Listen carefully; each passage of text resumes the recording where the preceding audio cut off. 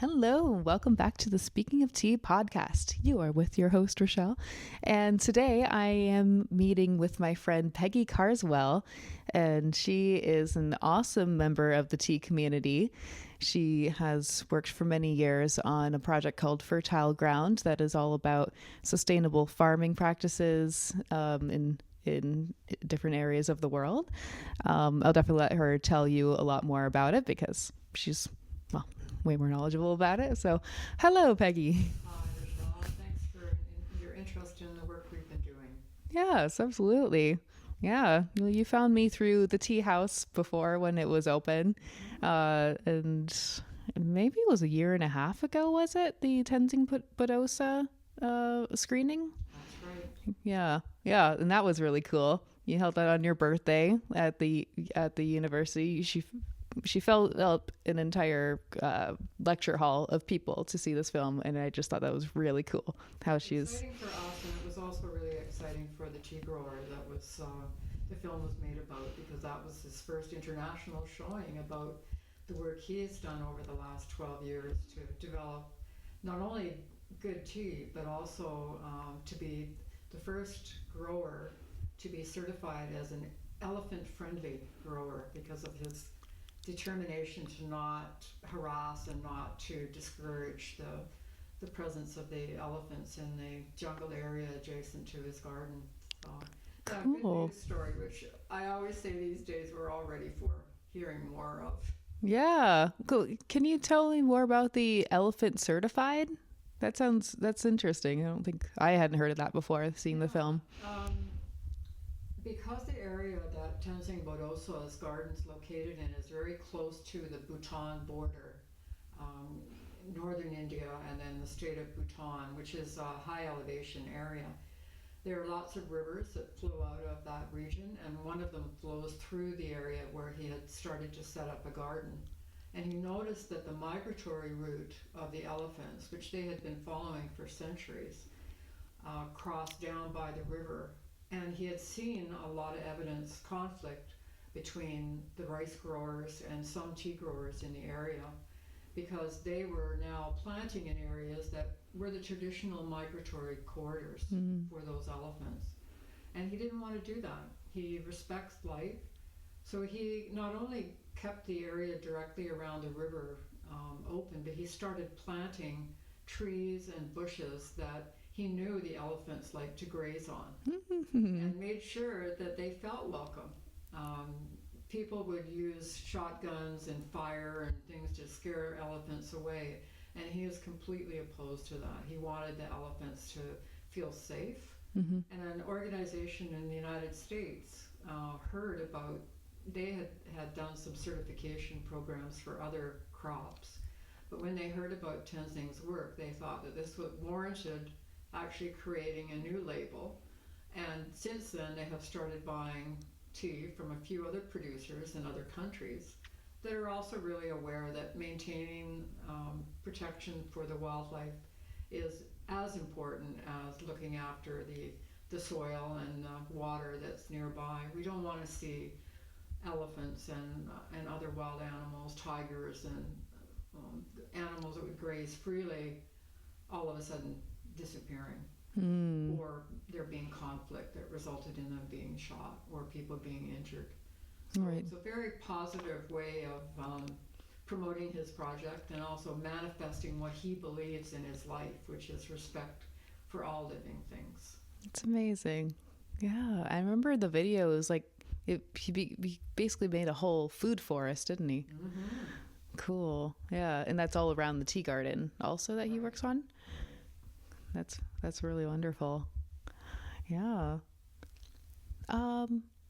So can you tell me a little bit more about Fertile Ground? I guess a bit of, well, we'll go into a lot of questions about it, I guess, but how it started and what kind of work is being done through it. Well, it came out of my second visit to India in 1998. I really wanted to go to an area where there wasn't a lot of tourism and where there was some integrity of the traditional culture, because I really found on my first trip that being in the village area with local people was really where my heart felt at peace.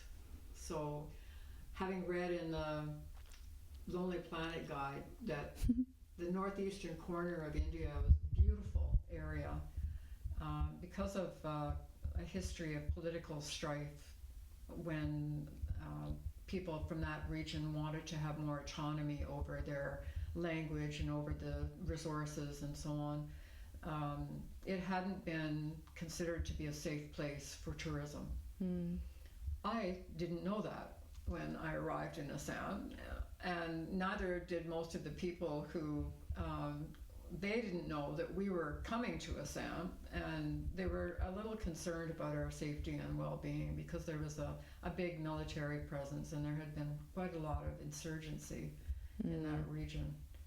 It's also the home to most of India's tea gardens, and so it's a beautiful forested area, again with many rivers flowing through it, and a lot of tribal culture.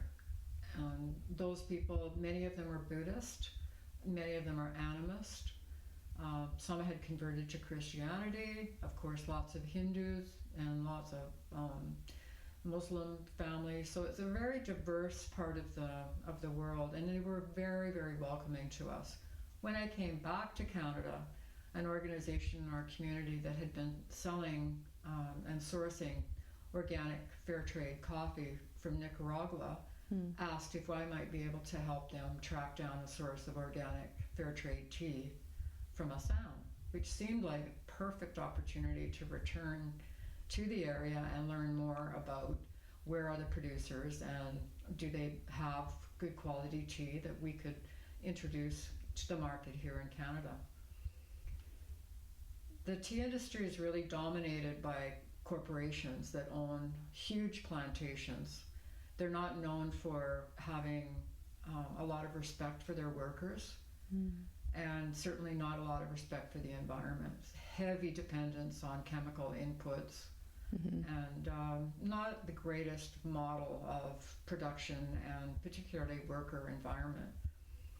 But there was, in the early 90s, a handful of independent people who started growing tea. They were selling mostly, their tea was going to small factories, and they were not being paid a fairly good price. But when I went out to meet some of those growers, I asked them, are you interested in growing organic tea? And at that point in time, the word organic didn't even have a translation in terms of the Assamese, the local language.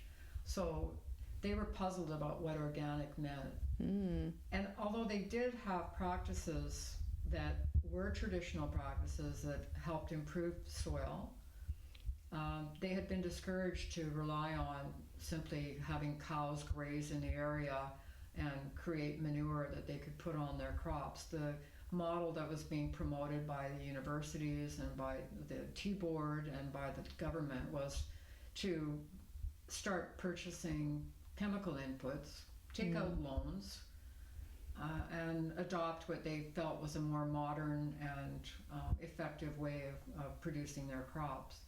So they were quite excited when they found out that actually there were options. And very early on, I started doing things like teaching them how to make compost, how to gather the leaves, the rice husks, straw, cow manure, all locally available inputs, some wood ash, things that they had access to, but things that would be right there on the farm. Yeah. So that was the very beginning, and it took a few years before we were able to move things along to a point where they were actually capable of producing good quality tea in a quantity enough to purchase or sell to a buyer locally or in Canada. World Community was thrilled that we were doing that work, and they returned all the proceeds from the sale of their tea, which was packaged and distributed by volunteers, to us to try and help promote the practices that we had learned about and were promoting amongst growers around the region. And people would reach out, they would hear, there's a lady from Canada who's teaching about organic farming. She doesn't charge any money. We can ask her to come to our village. Mm-hmm.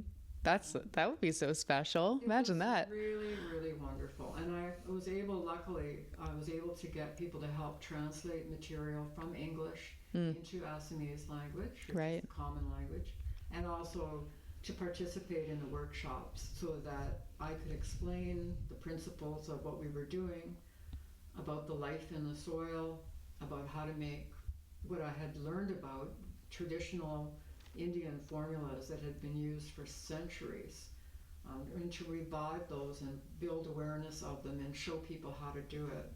So it was a very welcoming opportunity, and for many years I spent 3 or 4 months during the winter traveling around the region, meeting with people, bringing together people from a very diverse cross-section, because there might be 2 growers from the Bodo tribe in the northwest corner, 1 grower from the Singpho tribe in the northeast corner, people from Karbi tribe, people who were Assamese.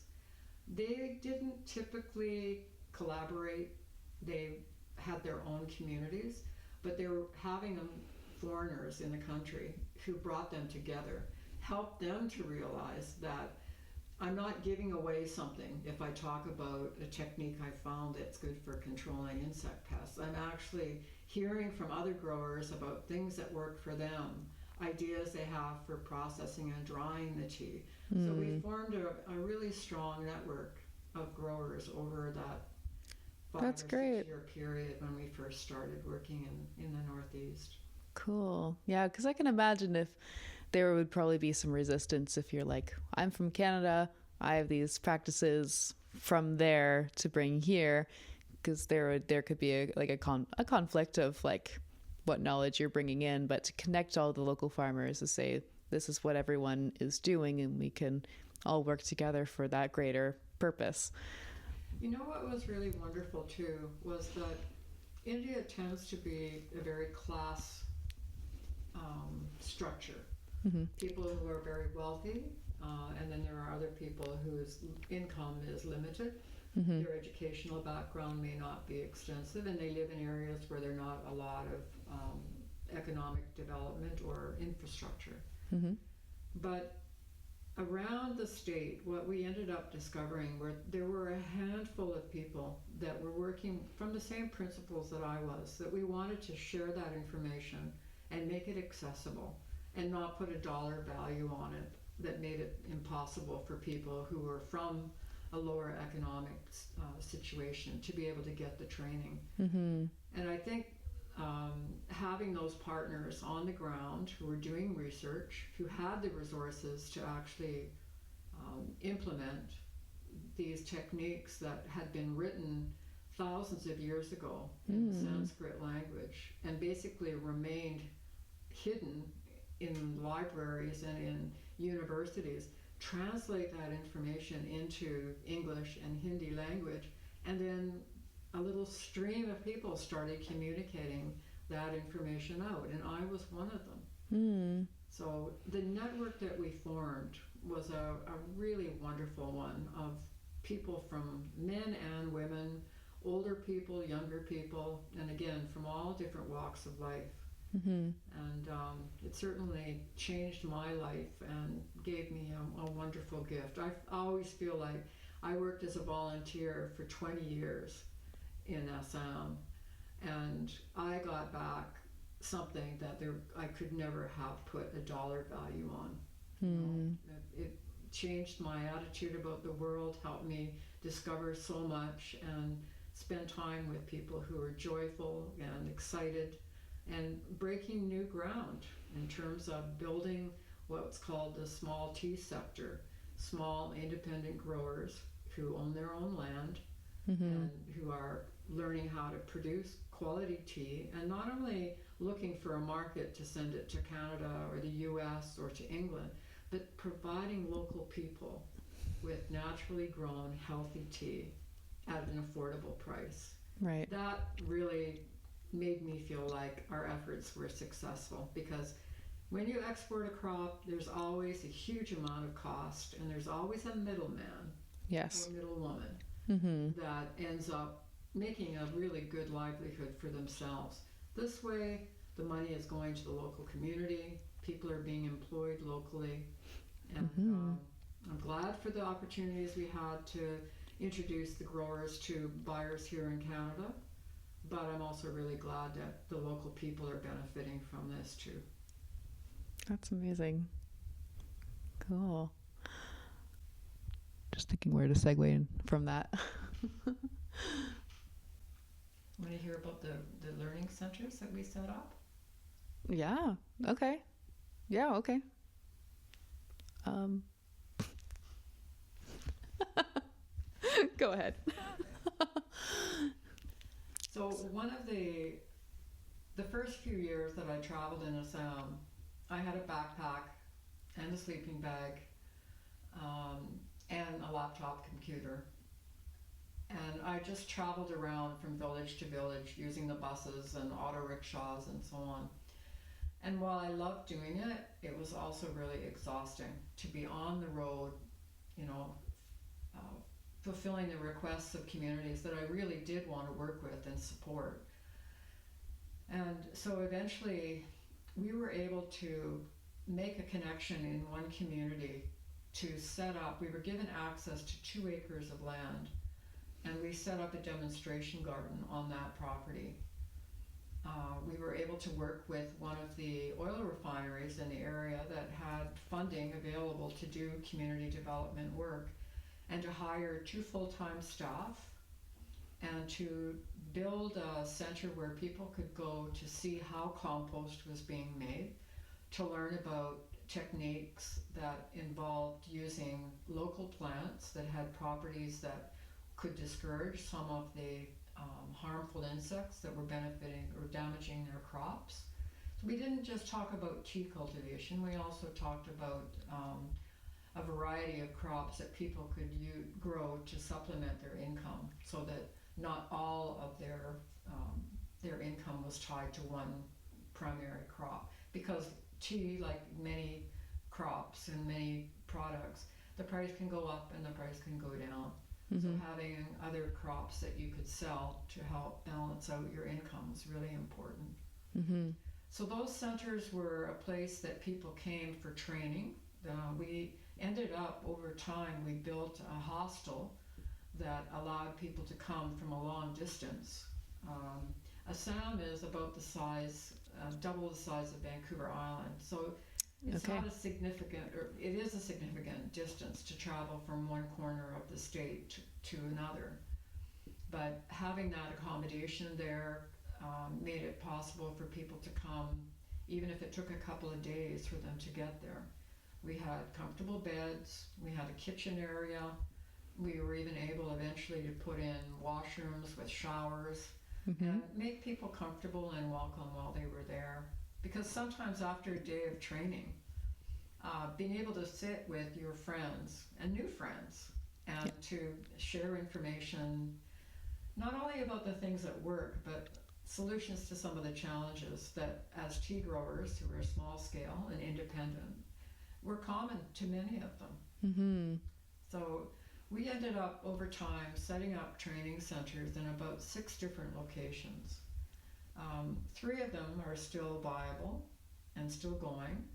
The 2 staff that were hired back in 2005 to work at that initial training center are still working there full time. That's amazing. And over the course of time, I would say we trained tens of thousands, if not 100,000 people. Wow. From various parts of the state who've come to the training centers or who have been participating in hands-on workshops. Because I don't do lectures where I stand up in front of a screen in a meeting room. We do get the manure out, get the cow urine, and get the other ingredients that you need, and let's do it. And I think that enthusiasm and fact that, you know, I put my money where my mouth is. I'm actually out there doing this work. I think that helped make quite a difference too. Right. So those centers it feels more when you're actually working with the material and the land than to just be given a lecture as well. Yeah. Yeah. Yeah. So we published on our website a lot of material that had been translated into Assamese as well as information in English. And we also, over time, connected with the number of independent filmmakers. Okay. And some of those videos were also put online so that people, again, both languages, so that people could take a look at the ideas and what went into producing them. We got a lot of media in the newspapers in Assam, Wow. and those stories often highlighted the successes of people that weren't considered to be high-end successful business people, but were basic farmers who Gobind Hazarika is selling his tea to Canada. And when people read that story and saw his picture of him working in the garden, it increased his credibility. It helped him to feel confident about what he was doing, and it also helped people find local resource people Right. that they could go to. And I would say, without exception, every single person that we trained passed that on. So we now have groups that are working continually throughout the year to offer training to new growers, to college students, to children in school, Wow. to government officials, and it's just formed a wonderful network that I don't know it would have happened in the way that it has without the support of our partners. And I would say over time, connecting with universities and colleges here in Canada, we had interns come to spend 2 or 3 months working along with me in Assam as part of the completion of their degree, getting practical skills, experiencing a different culture, and again, passing that information on, not only to people in Assam, but also to people here in Canada, to their colleagues and their families and their communities, that we have ways to look after the soil, we have ways to avoid too much damage done by insects that are going after the nutrient and sweet plants that we're growing.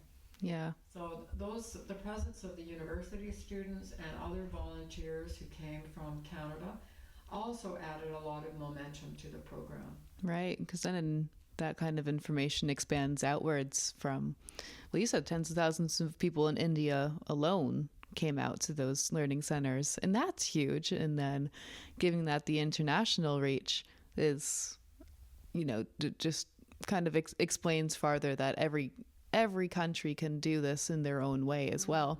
Like you were saying in the presentation yesterday, there is this kind of plant or weed that was around that was actually very good for the nitrogen in the soil that they used in one of those farms in India.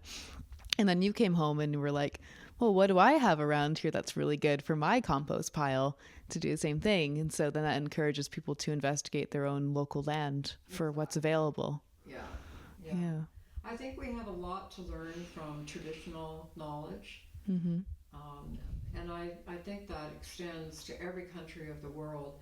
I'm currently really interested in taking a look at how did the agricultural sector, I mean, we called it agriculture. In the early days when Canada was occupied by the indigenous people of this land, they also grew crops on a regular basis. And they had practices for growing crops and also for saving seeds that were very, very basic to self-sufficiency and to environmental protection.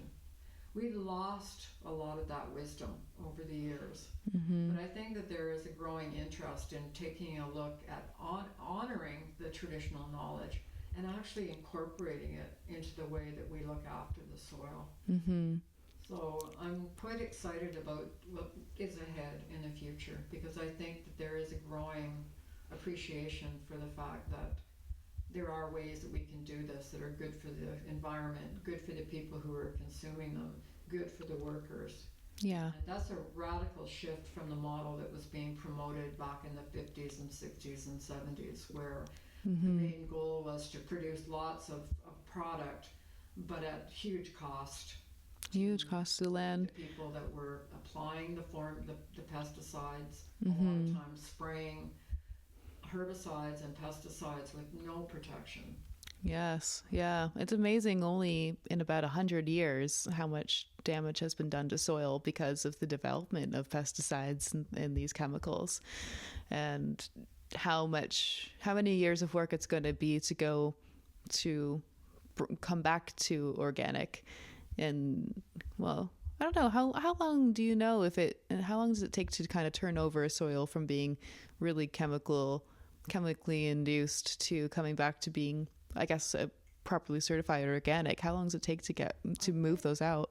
I think that there's at least a 3-year period of time that you have to go through, and it may be longer than that, 5 year. Sounds like longer, yeah. You can, when you're certified organic, there are international standards, and I think that when you're in that transition period, you can identify yourself as being moving towards organic, but I think it could be as much as 5 years. I'm not really sure. In India, they also have organic certification, but it's rather costly. Right. And it's something that a lot of the small scale growers haven't been able to afford, because the travel expenses to get people into that remote region from a central location in India are quite high, and they have to come regularly. Yes. So a lot of paperwork and a lot of routines. So I'd say in some ways, having our volunteers and having people like me on the ground going back every year was not a formal level of certification. Yeah. But I know what's going on when I go and visit people, and I can see that they are using their integrity, using locally available inputs, and not behind anybody's back. Yeah. Back to using the products that they know are harmful. Yeah. Well, I've heard that being the problem a lot for different tea growers and maybe other vegetable growers. You can't just get certified organic just because it costs money to have people. But I personally like to think if it's just known that you're doing the work, great, it's organic. But yeah, that is a bit of a setback for the consumer to when we read the label that it's organic or it's not. I don't think I always remember to put organic on my own labels with my Mecca tea, but just I know that it is, or it's as close as it's going to be anyways. It's going to be as best sourced. We brought back initially a small quantity of tea every year in our backpacks and suitcases. Yep, that can only be so much.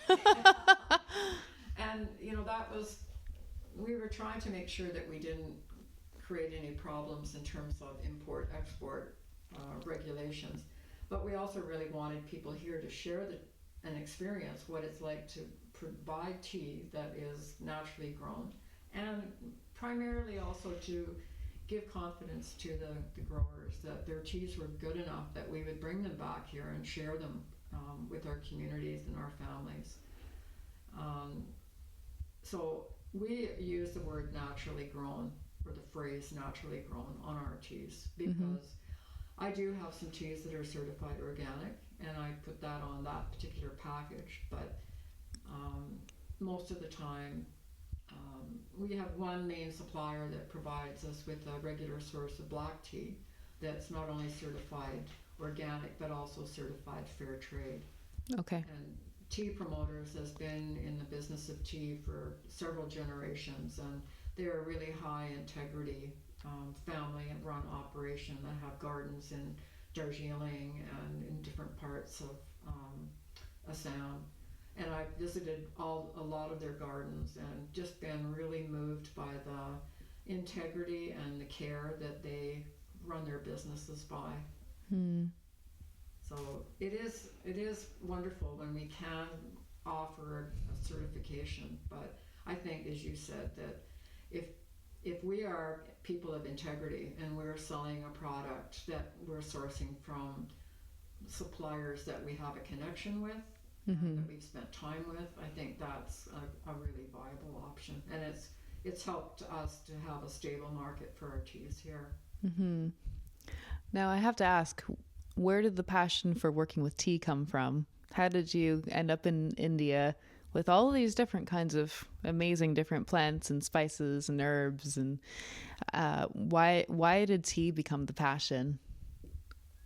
Well, I am a tea drinker. I enjoy coffee too, but start the day generally with a pot of tea.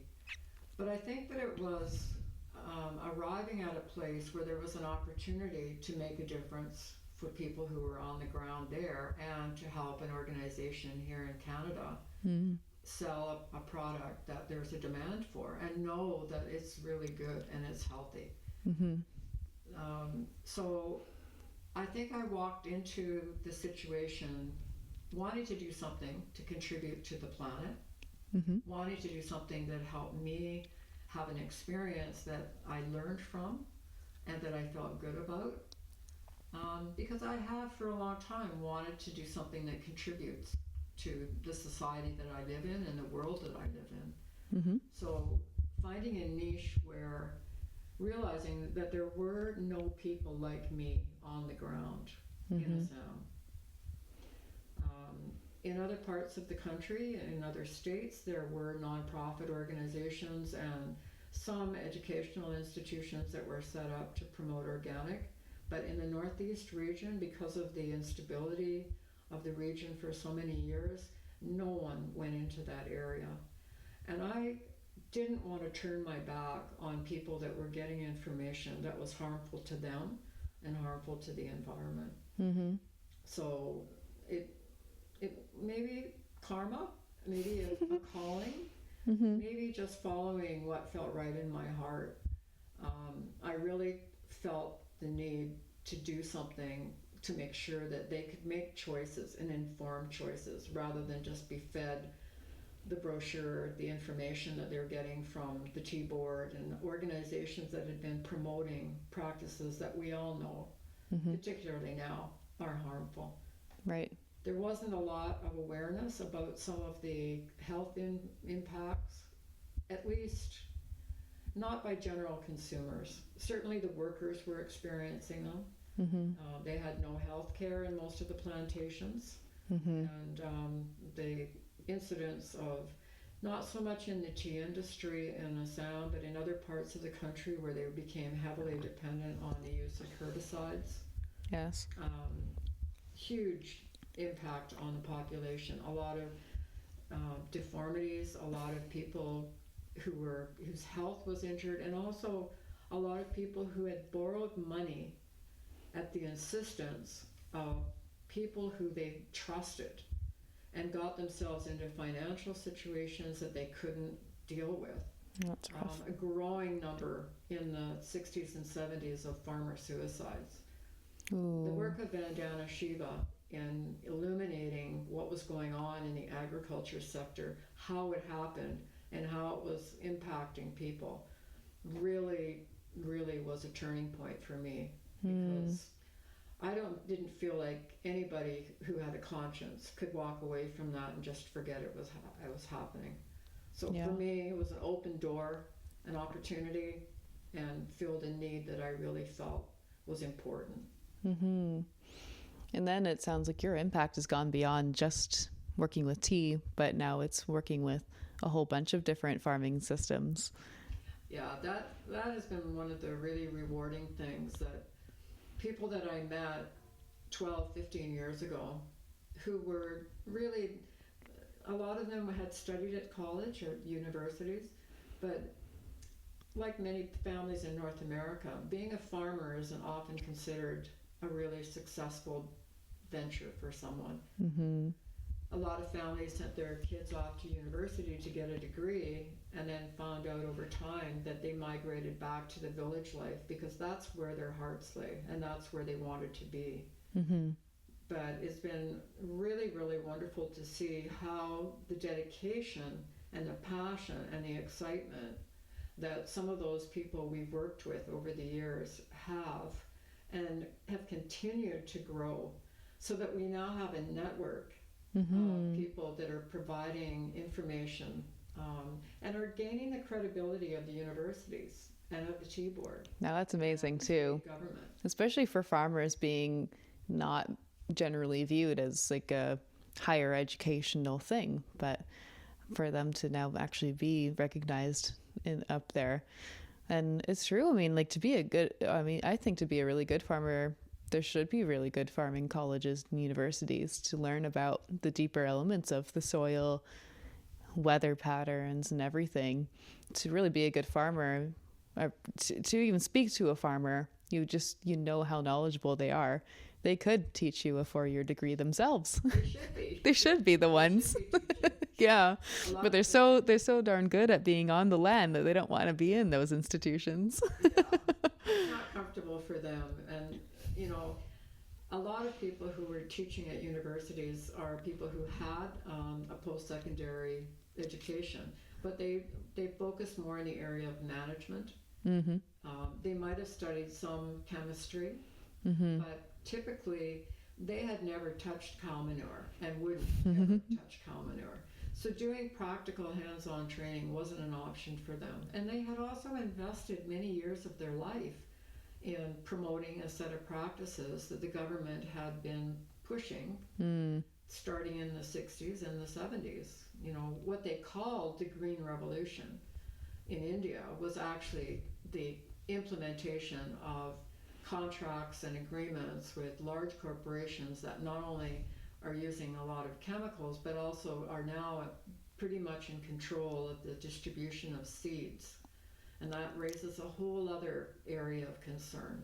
And as well as our work with farmers and tea growers, we have also been working with people who are trying to locate and to save and then to distribute important varieties of seed that are not only suited to the growing conditions in that region, but have properties that make them really special. And those properties are ignored by corporations whose primary interest is to make money. Mm-hmm. Products that rice varieties that have are able to help deal with health concerns. They're part of the culture of the region. They can withstand different soil conditions and temperatures. Losing those is something that many people have now recognized is not okay. And we're really happy. Fertile Ground, our nonprofit, has helped establish seed banks and help them promote the practices to, again, people of all ages, school children who come and visit, college teachers. A really growing awareness has started to happen on the ground. And we're really, I feel personally very, very grateful and also happy that I've been able to dedicate at last a total of 25 years now. Wow. To being able to do this work and help be part of a movement that now seems to be standing on its own to a large extent. That's good too, because sustainability means that you're not relying on funding or individuals from outside your area coming in and blowing air in a balloon that has a hole in it. They're doing it. Nice metaphor. Now. Yeah. That's really a great thing to celebrate. Wow. Amazing. Now, in our conversation last night, you mentioned the really important need to preserve poop and pee. Usually with cows when it comes to farming, but and beyond. Now, can you tell me a bit more about how those resources are very good for composting? In my compost practice here at home, I've always valued being able to get access to manure, and I think it's commonly understood in the farming sector how important it is. It's definitely, that's been, I think, aware for a long time. But I didn't actually understand how it all worked. Mm-hmm. And one of the things that I learned over time was that cows have a very sophisticated digestion system. They have 4 different stomachs. Yes. And that allows them to take something like harsh, coarse, dry straw and to digest it fully so that they're extracting the nutrients from it.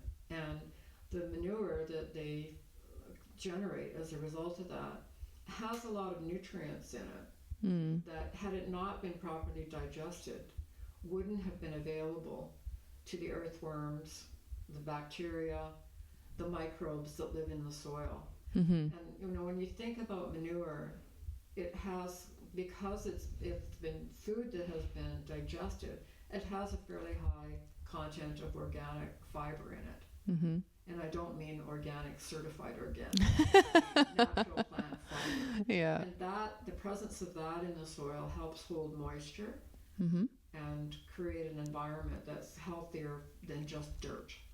Okay. So the cow and cow manure has, for time immemorial, played a key part in improving soil fertility. But one of the things that I never really understood until I started studying Vriksha Vedic medicine, which is traditional Vedic Sanskrit practices, is that I think many people now in Canada who aren't necessarily farmers are familiar with the practice of making yogurt. So you take a quart of milk, and if you want to make your own yogurt, you can take the yogurt that you buy from the store, not sweetened yogurt, but just natural yogurt, and you can put about a tablespoon of good quality yogurt into a container of milk and keep it warm. And after 3 or 4 days, you'll find that the beneficial bacteria that's in the yogurt have started to grow in the milk.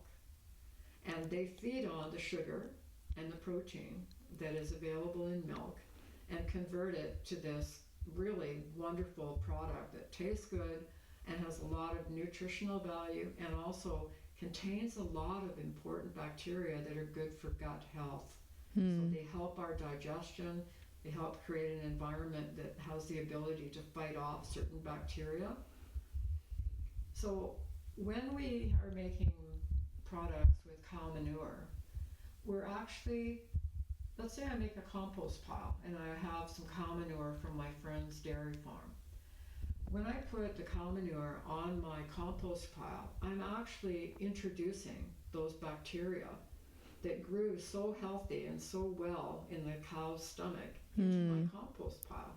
Okay. Those start to grow, and those are what help break down the plant material and make the nutrients available to those tiny little root hairs that exist on all roots. Without that material being broken down fully, the plants can't absorb it. So it's the presence of that bacteria and the microbes that live in healthy compost that help to make the elements that live in the soil, the minerals that are available in the soil, absorbable by those tiny root hairs. So learning about that and realizing the value of, I don't even have to have a huge amount of cow manure. I can take a small tote full of cow manure, mix it with water. I can add a little bit of sugar or some like a natural sugar. I use the Indian sugar gur, as we were talking about, but you can use things like ripe bananas, orally ripe bananas. Okay. You can also use things like a little bit of rice flour or garbanzo flour to give it the protein, additional protein. If you mix that with water, and you stir it regularly for a few days, you can extend the small volume of cow manure that you've got to cover a fairly large area, and you're basically inoculating your compost piles with that beneficial bacteria and organisms. So can you also put that right onto your garden instead of putting it into a compost pile if you don't have the ability to build a compost pile? You may not want to apply the cow manure directly to your vegetable crops, for instance, but making what we call a slurry, the liquid formula, that can be diluted many times, and you can water that with a watering can. You can also make it fairly diluted and introduce it to strain it so that you get the solids out of it. Mm-hmm. And then you can put it in a backpack sprayer. Oh, okay. Right. And you can Okay. spray that around the ground. Many golf courses and large park areas are now starting to produce what they call compost tea, Mm-hmm. that is trucked out to the site, mixed with water, and then sprayed. Yeah. In the old days, we used to see them spraying chemicals to kill the weeds. Yeah. Now they're spraying formulas that can be made from naturally occurring plants, local plants, grass cuttings, Mm-hmm. leaves, and a little bit of manure. Yeah. And that can be a great way to improve soil fertility and grow does grass. And does that still work to make unwanted weeds not grow? Not so much. But we call them unwanted weeds. Yeah. And sometimes, I'm specifically saying unwanted weeds. I mean, weeds are, there's so many weeds out there that are actually medicinal in some way if we actually look deeper into them. yeah. But a lot of people, when they're gardening and weeding stuff, it's just things that they don't want to see because they want to show their other plants. There are a lot of, every plant has different personality, different characteristics. Some plants, like dandelions, that have a taproot. That taproot goes down deep in the soil. Yeah. And has some small roots that come off of it. But those roots can actually help to aerate the soil and help to make it more porous. So I have a friend who has studied weeds a lot, who works in the tea industry in India. And he did a wonderful series of animated films about how to identify which weeds are good weeds and which weeds we might want to try and reduce. But in general, the weed application, the materials that I make and the farmers make there are not weedicides. They've learned how to cut the weeds before they go to seed, mm-hmm. and to use that as mulch and as materials for their compost. Mm-hmm. So if you understand the cycle of the plant and you cut it before it goes to seed, you can help reduce the number of those plants and also make use of the leaves and the stems and the roots for improving the soil fertility or making compost. Yeah. Just to make people a little bit uncomfortable. Now, back with the manure question, using your own manure and pee in doing compost buckets. Now, that's beneficial for gardens and making compost piles? It can be. It is a practice that we have to be really cautious of, I guess, because in our society today, many people are required, for the sake of their health, to use medications that may not be a good thing to introduce into your compost pile. Human urine is a really great source of many, many minerals, and I think that there are studies that have been done and tests that have been done in different parts of the world. The United States has done quite a lot of testing to see if there isn't some way that we can divert some of the biosolids out of the waste stream and make use of them. In our community here in the Comox Valley, for instance, the material that that settles out of the sewage that is taken to the main sewage disposal area from all of the residential areas in the city. When that material, the water is drained off of it, they actually take it to a facility and they mix it with organic material, particularly wood chips, some sawdust maybe, and by getting the right balance of carbon-rich material and nitrogen-rich material, which most compost, human compost, is high in nitrogen. What they're able to do is generates a huge amount of heat, and that heat tends to break down some of the elements that we might be concerned about introducing into our gardens. So typically products like that, in the Comox Valley we have one called Skyrocket. It's not recommended for use in vegetable gardens, but it's perfectly appropriate for placing around the roots of fruit trees, around shrubs and bushes in your garden. Mm-hmm. But even in organic farming, the use of cow manure is not recommended. I think there's a period of 3 or 6 months during which you're not to apply any kind of product that has manure in it directly on plants that you're going to consume. Mm-hmm. So we have to be careful about it. I do think in the future that there are going to be some changes made to it. Yeah. I know historically people have used human urine and human manure Mm-hmm. as a source of some kind of input for their soil. Mm-hmm. But Yeah, you got to think in the past, where did it all go? Yeah, Every community, I mean, it had to go somewhere. yeah. And probably just didn't dig big holes in the ground in different spots, and it must have been used in some way. Hope for the future. Hope for the future. We can go back to our roots Yes. and do the practices that we actually used to do and become more in touch with the earth. That's the big goal. I think a lot of people are feeling that in different areas in the world,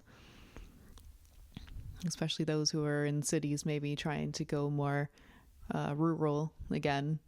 And maybe there's a lot of people who I've met who are interested in starting their own homestead farming system and living off of the land and everything. The divide there is there's a lot of people who just don't really know how to do it, but they're dreaming of it because they realize that the city life isn't fulfilling enough for them in a long-term way. Yeah, there are lots of exciting developments. I think taking foods that typically made it into the landfill and were just thrown in with plastic bags and all kinds of garbage, extracting that natural material into compost, Mm-hmm. and having now many of the cities are picking up compost, encouraging people to separate it out, and being able to use that in on a large scale basis. We had recently opened in our area a new composting facility that gathers up branches and tree or grass cuttings and compostable material from people who are wanting to separate out that from the trash that goes into the landfill. And they're composting that in a way that, again, it uses a high temperature to break down the materials fully. And many of us, including me, are excited to see what the end product will be like. Mm. It just got underway, I think, earlier this year. But I took part in an event recently where in a 3-day event over a weekend attracted 5,000 or 10,000 people. We were Ooh. actually able to divert 3 tons of material that otherwise would have ended up being dumped in the landfill. And that material included paper plates, all of the food wastes. The vendors that are selling food at that event are now using bamboo and wooden forks and knives and Fantastic. spoons. They're not using plastic containers anymore. They're using ones that are paper-based, Mm-hmm. napkins. There's just been a huge change in the way that we are looking at what's waste and what isn't waste, what should be protected and can be reused. Yeah. So the whole issue of composting and putting things back into the soil has really made some significant advances, and I think in the future we're going to see more and more of that. Mm-hmm. And hopefully on larger scale, because the other problem is now that a lot of people are becoming aware of composting and doing this stuff in their own homes, whereas that doesn't always actually extend out to big restaurants and the people who are the companies and corporations that are serving a large mass of people. They're not the ones who more need to be contributing to these composting systems. Small efforts of people hopefully can translate into them doing those things too. Well, I'm seeing some fairly positive changes happening too in terms of large-scale operations. Many hospitals are now doing composting. Great. Because they generate a lot of food for all the number of people that are in the hospital and need to eat 3 meals a day. Mm-hmm. And also material that may be past its good, what's the term? Best buy date. Mm. And that's not only in hospitals, but in supermarkets and in grocery stores. We have some wonderful initiatives in our valley right now, and I know this is true in many cities, where the grocery stores might have an oversupply of a particular product. It's still good, but they know that they've got to get it out there within the next 3 or 4 days because they have a new shipment coming in. Mm-hmm.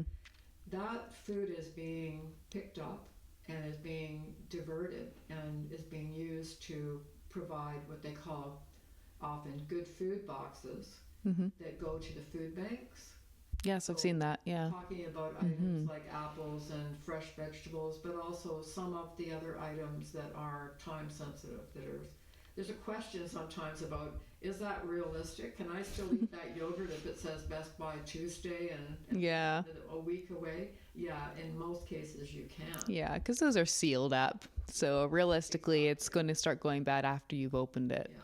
Mm-hmm. So being able to recycle that material either directly to families and homes and people in our community who need that, to the school soup kitchens and places like that.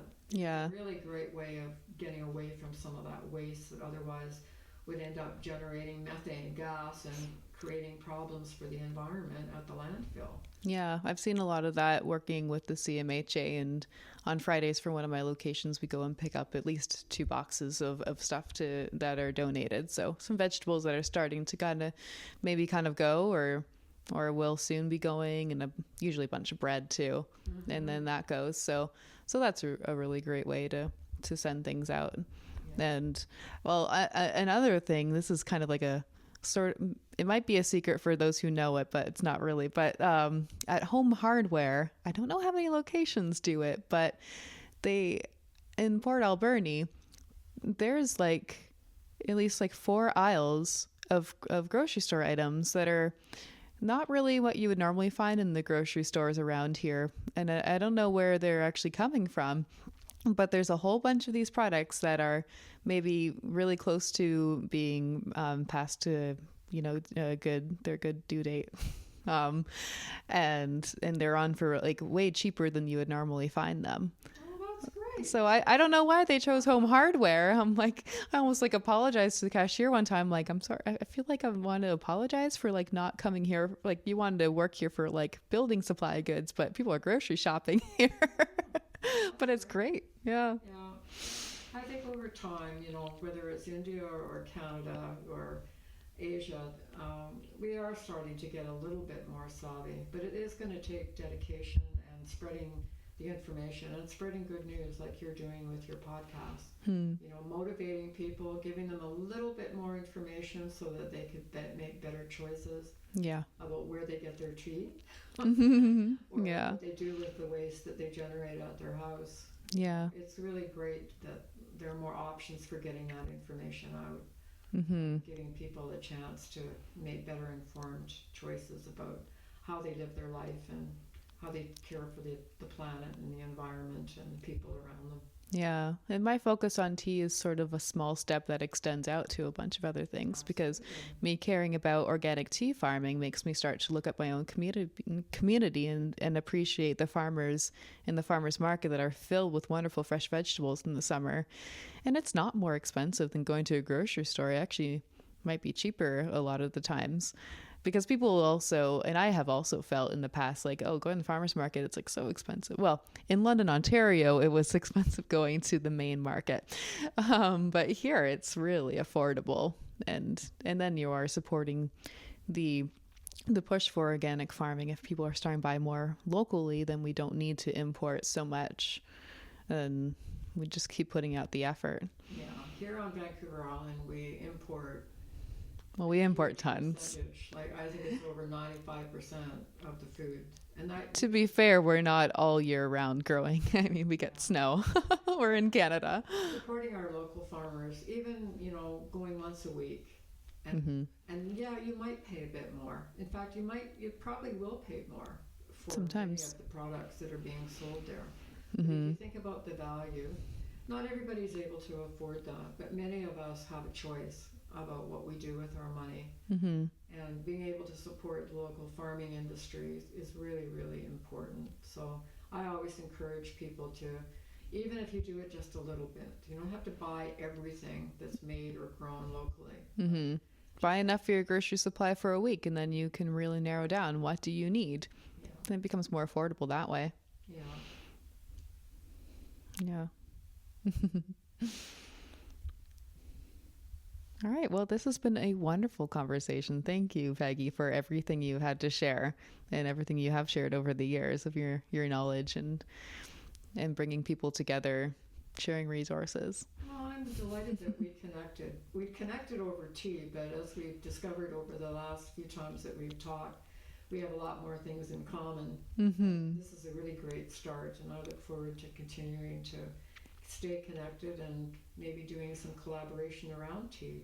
Absolutely. Fun. That would be so fun. Great. Well, let's do that. Yes, the plans are in the works. All right. All right. And thank you for joining us for this episode. I hope you have a lovely day and many beautiful, delicious organic cups of tea.